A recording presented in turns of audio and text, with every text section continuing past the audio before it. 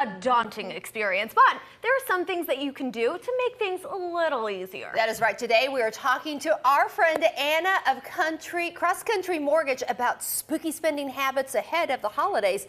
But I want to know, what is the biggest scare for potential home buyers? So the biggest scare is that they're going to bust their credit, or they're going to create spending habits that really lower their purchasing power during the holidays. I find that most people in the spring or in 2024 looking ahead, the biggest time where they actually affect their credit is during the holiday season. So this next 3 months can really help or propel people into homeownership for 2024. Okay, and you have a fabulous list of do's and don'ts. Yes. Let's start with the don'ts. Perfect. So the number one thing is don't overuse your credit. So 30% of our credit scores is actually affected by how much of our credit we're using monthly without paying it off. And so a lot of people use their credit cards to get points or do things, to get that mileage, but then they don't pay it down on time. And so then their scores start to drop dramatically. So that's the first one. Okay. The second one is, and we're all guilty of this, when we go shopping, we get that extra 10 or 15% off if we open that line of credit.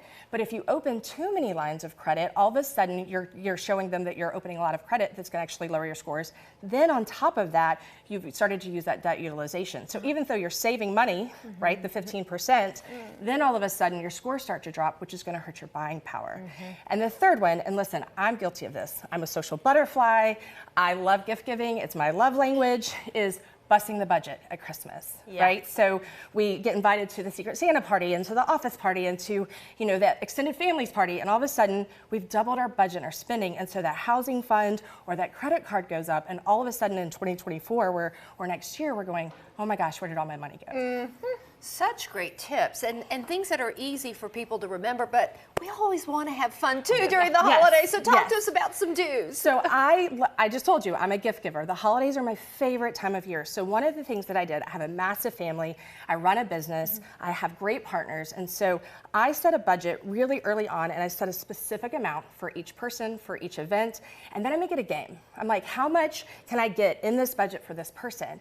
Or say you have something and you guys want to go in and get someone to the office, you guys put your money together, you stay within budget, and you get something bigger. But if you don't write it down, if you don't set that budget, all of a sudden 2024 comes and you're like, womp womp. The second one, this is my favorite, and I think this is a spending habit everybody could use outside of the holidays, is that I actually will go to Kroger. And once I've set my budget, I pick out all the gift cards to spend at the places I know I'm going to buy my gifts. And I use it on my 4 times fuel points weekends. So my daughter loves makeup, so maybe I go to a makeup store, or maybe I go to Amazon or electronics, and I buy the gift cards over time. And then I go and I get my fuel points. I've kept my budget, and I didn't use my credit cards. And it's better than 15% off in opening that line of credit. That's brilliant. So brilliant. That's brilliant. Okay, we are taking notes. So you can do it over time, and you can do it when you go to Southwest or anywhere else and you're shopping. So you're not only getting to save money from the benefits of the fuel, we all know gas is expensive, but you're staying within that budget. And so then it becomes a game of how much can I save while I'm spending. It's a lot of fun. So. And last but not least, know your score. She has a perfect breakdown. You have a little pie chart. I want to take a look at that. For sure. So this right here is really important, and most people don't know their credit score. They usually use friends or family in order to know their credit score. So 35% of your credit score is your payment history, making payments on time. So setting auto payments during the holidays is super important. The next one is debt utilization, making sure that you're keeping your balances below 30% of what you have available. The last 3 are really a mix. Credit history. If you don't have any credit, you can't actually get credit. That's a problem. The last one is new credit, so not opening too many lines. The one after that is types of credit. Think about having a reputation, letting people know that you are credit worthy in a lot of different areas. So don't let the holidays keep you from buying a home because you messed up that pie chart.